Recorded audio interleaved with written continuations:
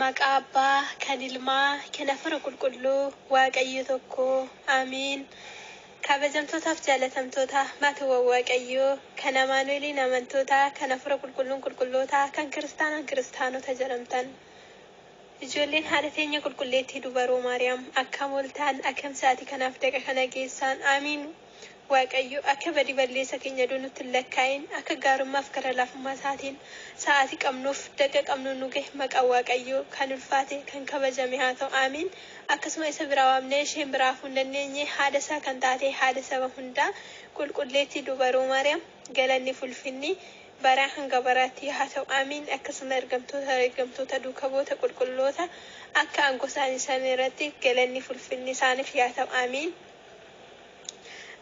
akkasumallee obbolaawwan keenya jawaadhaa jettanii YouTube chaanalii keenya nuuf guddisuudhaan xaaraa jirtan nu faana waaqayyo gooftaan sinaa eebbisu hundumti keessaniyyuu ammallee warreen jawaadhaa nuun jettan jabinni keenya walumaan haa ta'u chaanalii keenya like share subscribe gochuu hin dagatinaa isiniin jechaa walaloo gabaabaa ana obboleetti keenya wajjin isinii qabannee dhiyaanneerra walaloo kana akka jaalattan abdii qabna amma dhumaatti nu dhaggeeffadhaa waaqayyo gooftaan sinaa eebbisu mata duree walaloo keenyas nu haa baasu jedha.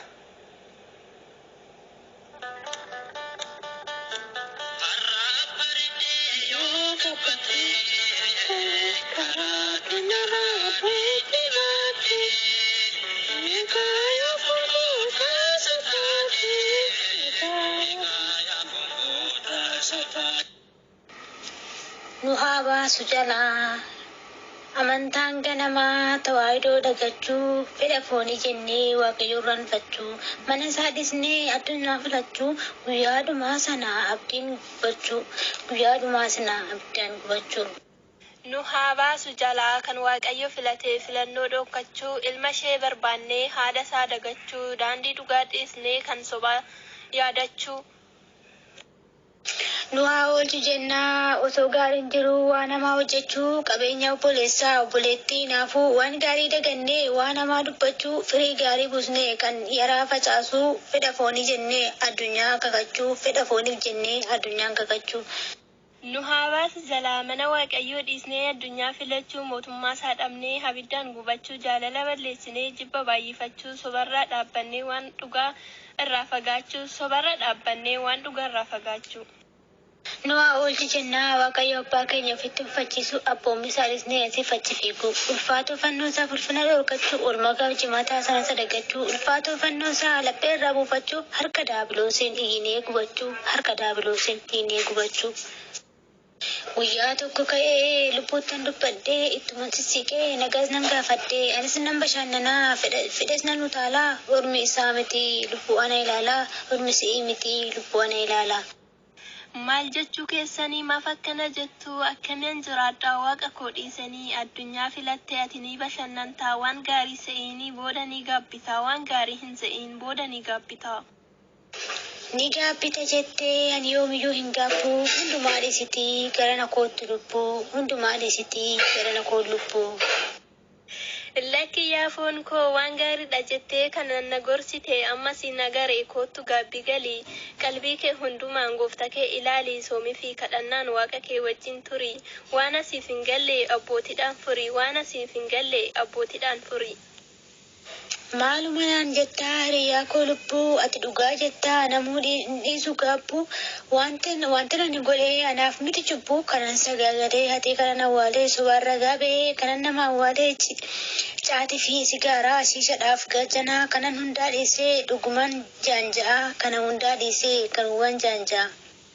Lakki yaa lubbuu koo amani ni dhuftaa gooftatti deebitee dhugaa ni fayyitaa amani ni dhuftaa gooftatti deebitee dhugaa ni fayyitaa. Kan dura hojjettee callisee naaf dhiisaa moo namatti himee ana adabsiisaa moo nama. Lakki yaafoon koo akkas jechuu miti as na dhaggeeffadhu deemi gaabbii galii laphee qulqulluudhaan gooftatti dhihaadhu laphee qulqulluudhaan gooftatti dhihaadhu. Amma naaf galeeraa hubadheera lubbuu karaatti na deebistee na dhiisiste cubbuu kana boodaanis deemin gaabbii galee qulqullaa'uu hin ta'u akkasitti malee qulqullaa'uu hin ta'u akkasiin malee. Tole yaafoon koo ammasiif galeeraa hubatteetoo jirtaa isatti deebitee kanatti ni jiraattaa isatti deebitee kanatti ni jiraattaa. Dur kanan wallaalee amma gaabbii galee hundumaatti himee kan balleesse galee dhiifama naaf godhi maaloo obboo lubbuu addunyaa na baaftee na dhiisiste cubbuu addunyaa na baaftee na dhiisiste cubbuu. Tole yaafoon koo dhiifama siif godha abbaan dhiifamaa isaa ofitti nu qabee kan isaa nu taasisa ofitti nu qabee kan isaa nu taasisa. Kana booda nutu kan isaa taanirraa akka irraa argannuuf dhiifamaa faraaraa akka irraa argannuuf dhiifamaa faraaraa. Amiin amiin qophiin keenya walaloo asirratti raawwatee jira kakaasee kan nu xumursisne galanna abbaaf ilmaaf hafuura qulqulluuf waaqayyo tokko hanga bara baraatti amiin isinitti tole like share subscribe gochuun dagatinaa nu jajjabeessaa galatuumaa jiraadha.